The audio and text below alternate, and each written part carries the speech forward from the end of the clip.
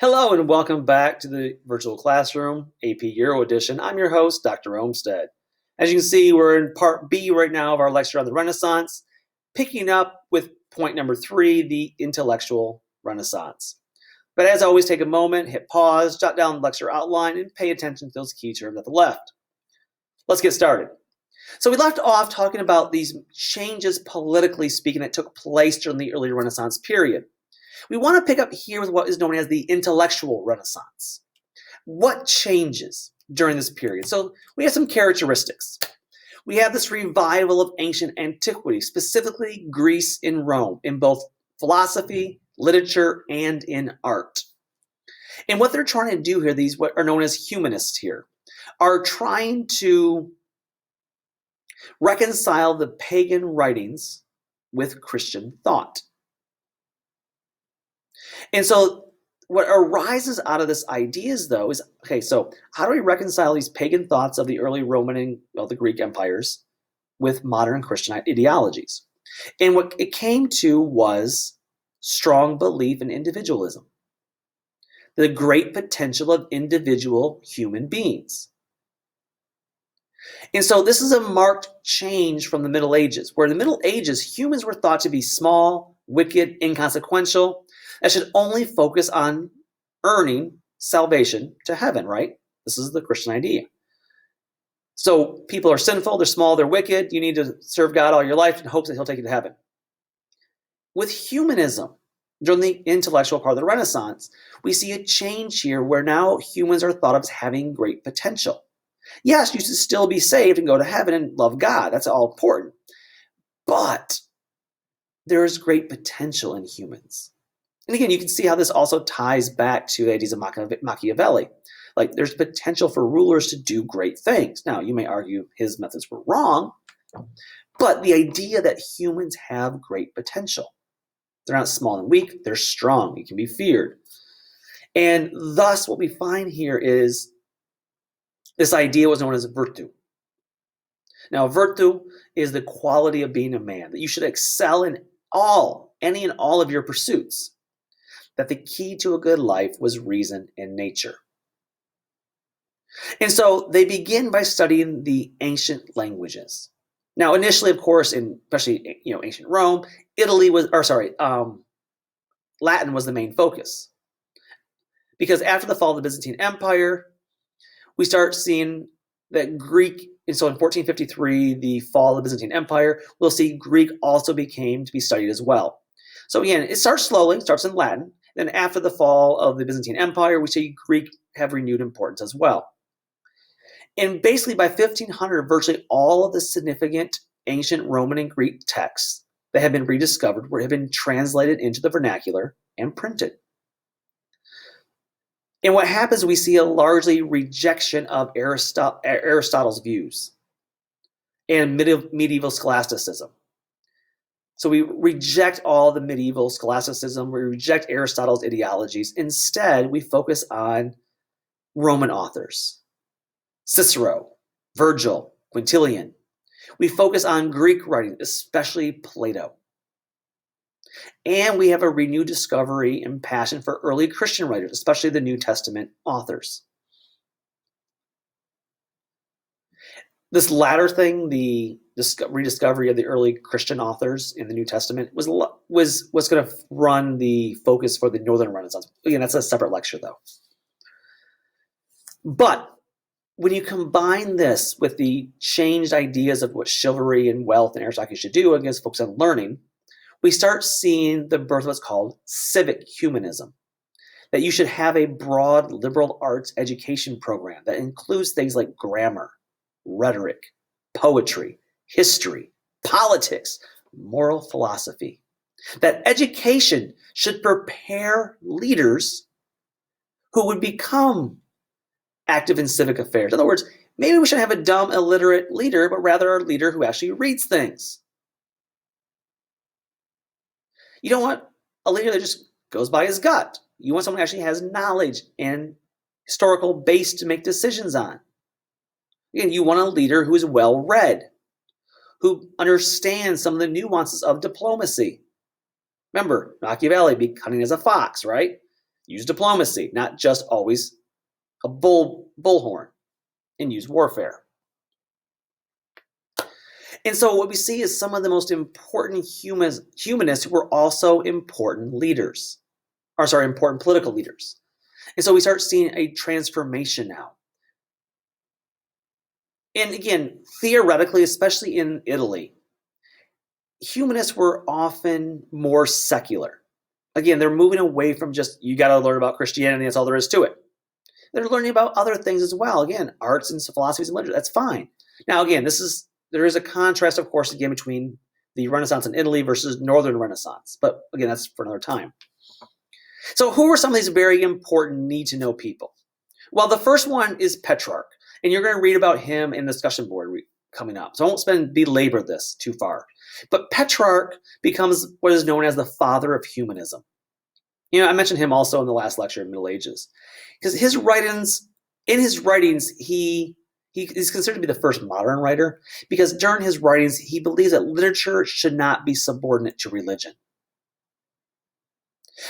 He actually claims that the Middle Ages, the period between the fall of the Roman Empire and the Renaissance, were, quote unquote, the Dark Ages. And he was perhaps the first to use critical textual analysis of ancient texts. And again, one of the things he does is write in the vernacular, the Italian vernacular. Second one on the list is Lorenzo Valla. He becomes the foremost expert on the Latin language. But more importantly, he exposes a really big conspiracy that's going to shake Catholicism. He writes a book in 1444 called On the False Donation of Constantine. And in this, on the false donation of Constantine, he exposes the donation of Constantine in the 8th century as a fraud using textual criticism. So, who here's ever heard of the false donation of Constantine? I will tell you, I had not. So I did some research on it, of course, and I figured out that during the 4th century, when the Emperor Constantine the Great, remember the one who, was the one who changed the capital, adopted Christianity, he supposedly transferred all authority of the western part of the Roman Empire to Rome. So remember, he's the one who started a new city and kind of split the Roman Empire into two pieces, right? You have the Eastern Empire, the Western Empire. The Western Empire was controlled by Rome. The Eastern Empire controlled by Constantinople, named for him. And in the 4th century, in the 8th century, but he was a 4th century ruler. He supposedly authorized the Pope to be the leader, both politically and spiritually, of the Western Roman Empire.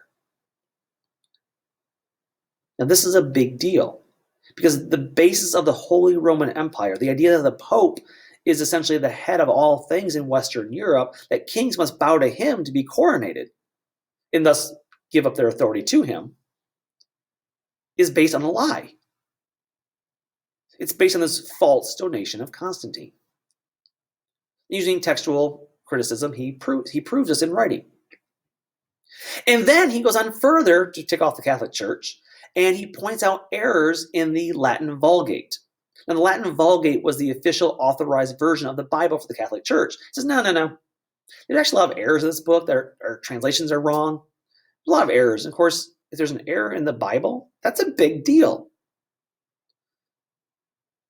And despite the fact that, yes, this gives a lot of anti-Catholic people a lot of ammunition, he actually remained a very devout Catholic. And he even served as the secretary under Pope Nicholas V, despite this. So he's one of the few that actually kind of survives all the criticisms. Again, one of the few. Most other ones are killed. And then, of course, number 3 on the list is Marsilio Ficino. And Ficino is one of the most influential humanist philosophers of the 15th century. And what's important about him, he forms what became known as the Platonic Academy, based on the teachings of Plato. And this is at the behest of Cosimo de' Medici in Florence. And what this does, though, it helps spread the knowledge of the works of Plato and some of the other major philosophers. He translates Plato's works into Latin, allowing modern Europe to, for the first time, have access to these works. So this becomes incredibly important. Now, one of the members of the Platonic Academy was Pico della Mirandola. Mirandola, he would write a book known as the Oration on the Dignity of Man in 1486. It becomes one of the most famous Renaissance works on the nature of humankind. He says in the book that humans were created by God, and therefore, because they're created in God's image, created by God, they have been given tremendous potential for greatness, even union with God if they desired it. On the other hand, he also said that humans could, however, through neglect, choose a negative course. In other words, humans have the free will to be great or to fail. This is a very humanistic look at things. And then the final one is Castiglione. Castiglione, he wrote a book known as the Book of the Courtier in 1528, which becomes one of the most important influential works on Renaissance social etiquette. It specifies the qualities of a true gentleman that includes both physical and intellectual abilities that will lead to an active life. Again, not warfare life, but an active life of service for the state. He rejected crude contemporary social habits like spitting on the floor, eating without utensils, or wiping one's nose with your sleeve. Just gross, especially during a pandemic.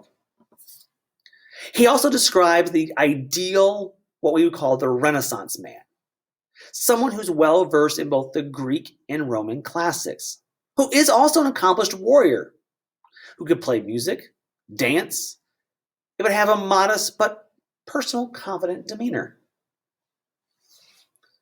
And again, this is a strong contrast to the medieval view, which was, you do one thing, you do it well.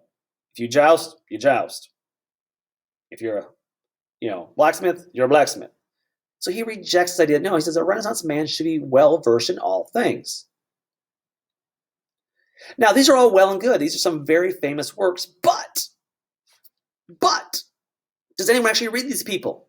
And the answer is yes, thanks to Johann Gutenberg, one of the most important inventions in history. He invents the movable type printing press. Because by doing this, by able to print the books, no longer will you have to be able to handwrite them individually. In 1457, the first printed Bible will be produced in Mainz, Germany. And the invention of the printing press was the most important technological innovation in Western civilization, because it allows these books to be printed, mass-produced for people to read, rather than a few copies that only a few elites can have. It allows mass publication. Now, of course, there are some goods and bads. The one good thing, of course, is you have, authenticity. When you handwrite stuff and copy things, errors can be made more easily. Printing prevents that. So yay. On the other hand, though, and also on the positive, you can spread and diffuse knowledge. Again, yay. People can think for themselves. Ooh. What happens if people start actually reading things like the Bible for themselves and they come to different interpretations the Pope says? That could lead to some bad things like, the Reformation. Ding, ding, ding. And thus, one of the big things that's going to be an outgrowth of the printing press, of course, will be the spreading of the Reformation ideas. Again, that's a separate lecture. Again, a two-part lecture on that one. Nonetheless, 50% of all books produced and printed were religious books or Bibles.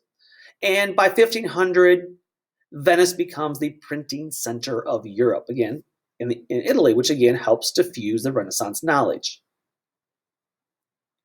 So again, this is what's going to help spread the Renaissance. This is the literature part of it, the idealistic part of it, the philosophy of it, if you will. We have one more part to discuss, though, and that, of course, is the actual art and architecture. So I'm going to stop here just because it makes a nice transition point, and we'll come back with part C of this lecture that we'll talk about the actual Renaissance art and architecture. So until then, take care, and bye-bye.